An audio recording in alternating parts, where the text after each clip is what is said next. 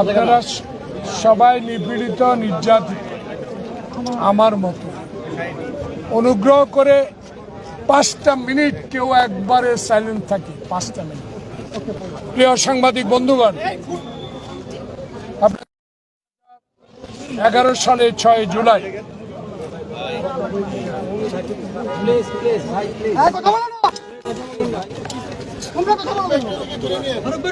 বাংলাদেশের গণতন্ত্র হরণকারী,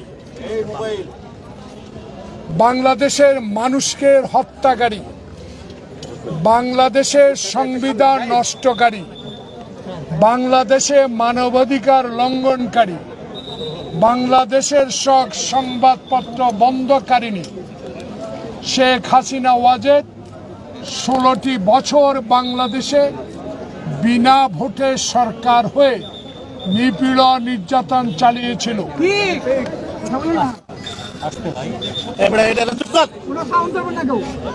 তার প্রতিবাদে বাংলাদেশ জাতীয়তাবাদী দলের চেয়ারপারসন বেগম খালেদা জিয়া সমমনা দলগুলোর পক্ষ থেকে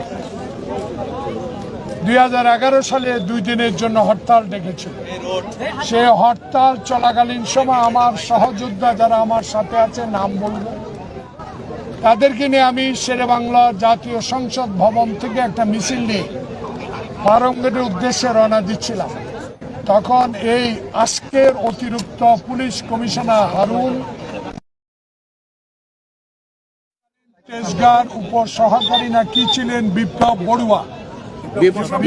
কুমার ও তার অধীনস্থ সকল পুলিশ অফিসার ও সিপাহীগণকে নিয়ে আমাদেরকে বাধা দেয়, আপনারা সংসদ ভবন থেকে 1 মিনিটও বের হতে পারবেন না।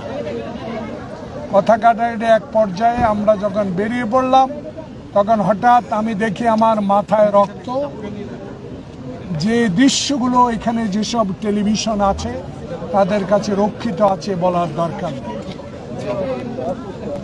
আমাকে লাঠিপিটা করে মাথা আঘাত করেছে, আমার লিগামেন্ট ছিঁড়ে দিয়েছে এবং একটু পিছনে যান আমি একটু দেখাই, এবং লাঠির আঘাতে দেখুন,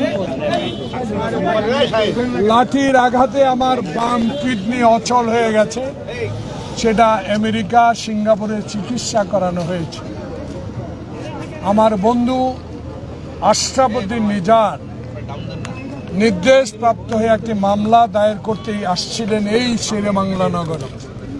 তখনকার পুলিশ কর্মকর্তা ভিতরেও ঢুকতে দেন,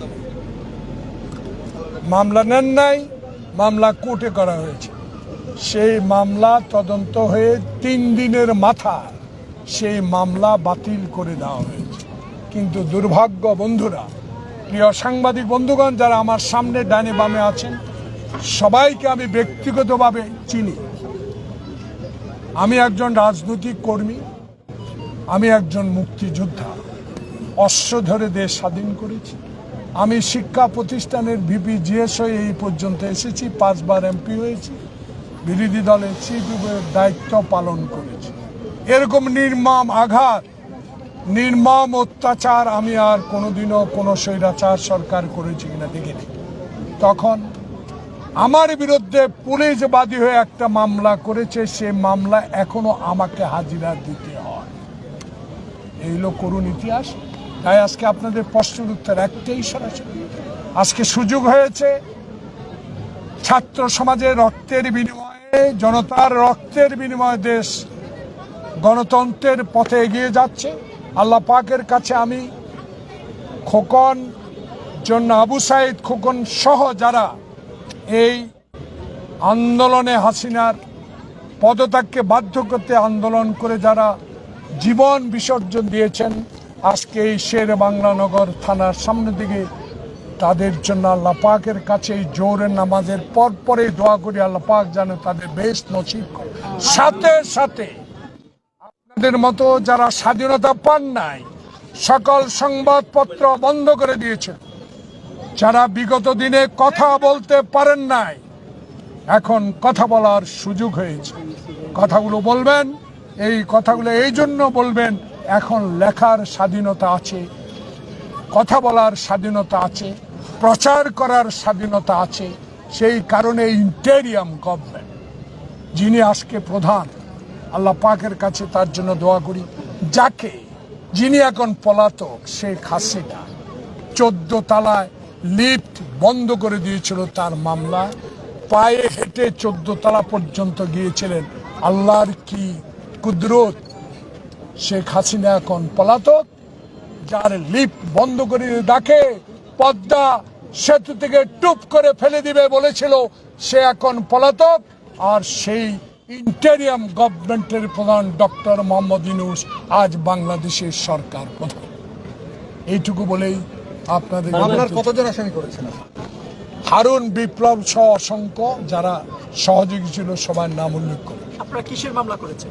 আমরা হত্যা মামলা করেছি, হত্যা প্রচেষ্টা মামলা। এই মামলা গ্রহণ করেছেন, মামলার তারিখ আমার লয়ারের কাছে আছে। Thank you very much. শুধু আপনি আপনারা বিভিন্ন সময় আমি একজনই বাদী, আমার সহকর্মীরা সব সাক্ষী। আপনারা বিভিন্ন সময় বলেছেন যারা হুকুমদাতা তাদের বিরুদ্ধে ব্যবস্থা নেওয়ার জন্য, এবং আমরা দেখেছি বিগত আন্দোলনেও হুকুমদাতাদেরই দায়ী করা হচ্ছে এবং তাদের গ্রেফতার এবং বিভিন্ন ধরনের মামলা হচ্ছে। তাহলে আজকে ওই সময় হারুন এবং বিপ্লব তো ছোট অফিসার ছিল, তাহলে হুকুম ছোট অফিসার না, বড় অফিসার ছিল এবং হুকুমদাতা সে যার দ্বারা হুকুমে অসুখ, আমি যাকে দেখেছি তাকে আসামি করেছি। Thank you.